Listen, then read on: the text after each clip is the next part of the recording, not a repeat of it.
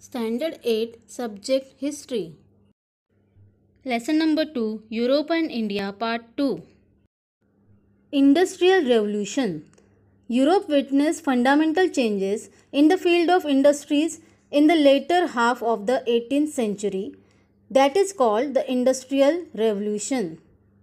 During this period, goods were produced with the help of machines. These machines were powered by steam in the beginning and by electricity later. Big factories replaced cottage industries. Handlooms were replaced by power looms. Railways and steamboats were introduced. The Industrial Revolution started first in the England and slowly spread to the other parts of Western world. The industrial growth of the England was so great that it came to be called the workshop of the world.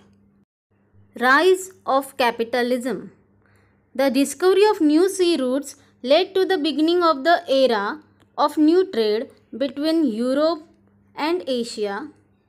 As a result of this, traders of different countries came forward to trade with the eastern countries via sea route. Carrying out single-handed trade was difficult. Thus many traders came together and started trading, which gave rise to many trading companies. Trade with Oriental countries brought economic prosperity, and thus European rulers started giving military protection and trade concessions to these trading companies. This led to the accumulation of the wealth in Europe. Wealth was used in the form of capital for trade and commerce, which led to the rise of capitalist economic system in Europe. Colonialism. What does colonialism mean?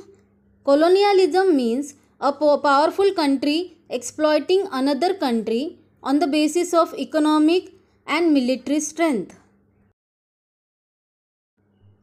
Imperialism. What does imperialism mean? Imperialism is a system where a powerful country overall dominates other countries and establishes many colonies in those countries. Many Asian and African countries fell prey to the imperialism of European countries. Imperialism of British East India Company in India.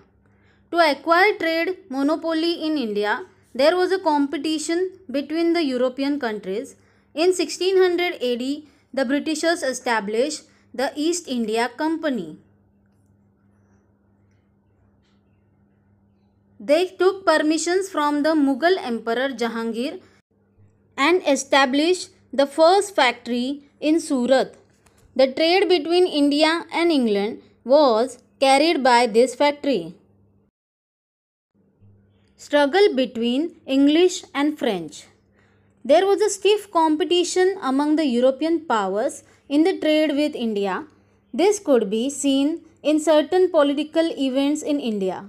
In the 18th century, there arose a conflict for the seat of Nawab of Carnatic among the Indian rulers. The English and the French took this opportunity to enter Carnatic politics. The French offered military assistance to one of the aspirants while the British sided with one of the opponents. This resulted in the three Carnatic Wars. The Britishers defeated the French in the Third War. Foundation of the rule of India Company in Bengal.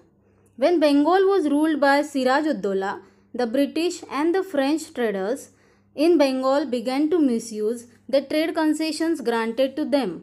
This led to the battle between the British and Siraj ud-Dowla at Plassey in 1757 AD. The Britishers won Mir Jafar, a prominent Sardar, to their side by promising to make him the Nawab of Bengal.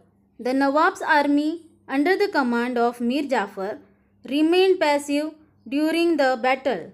Siraj ud-Dowla was defeated not by strength but by the treachery and deceit. Mir Jafar became the Nawab of Bengal with the support of the British. Later, when he opposed the British, they made his son-in-law Mir Qasim the Nawab. When Mir Qasim tried to check the illegal trade practices of the British, they brought back Mir Jafar again as the Nawab. Shuja-ud-Dowla, the Nawab of Awadh, Mir Qasim, and Shah Alam, the Mughal emperor, got united in order to restrain the activities of the British in Bengal.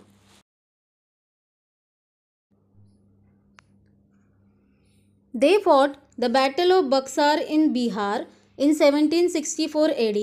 The British won this battle.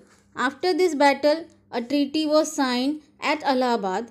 By this treaty, the Britishers secured the right to collect the revenue in Bengal. This right is known as the Diwani right. Thus, the foundation of the British rule in India was laid in Bengal.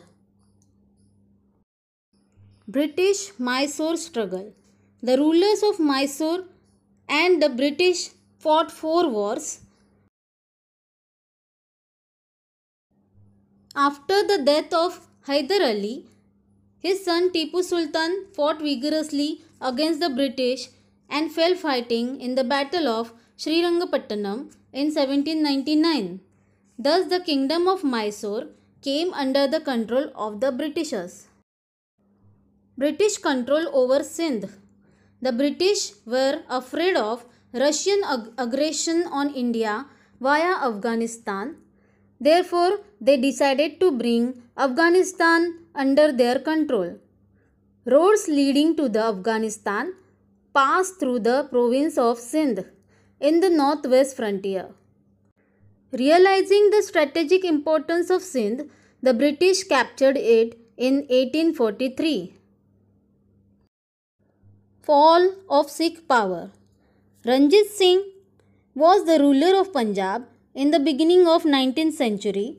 After his death, he was succeeded by his son Dalip Singh.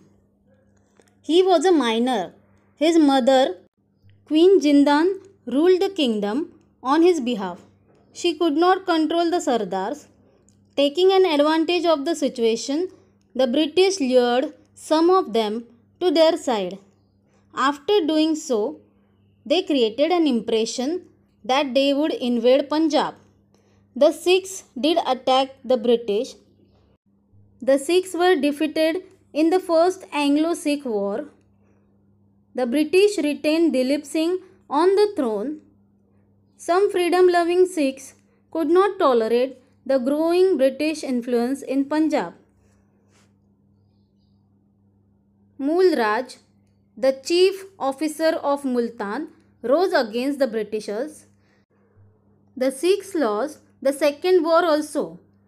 Finally, the Punjab was annexed to the British Kingdom in 1849. Thus, the British brought the whole of India under their supremacy. Thank you.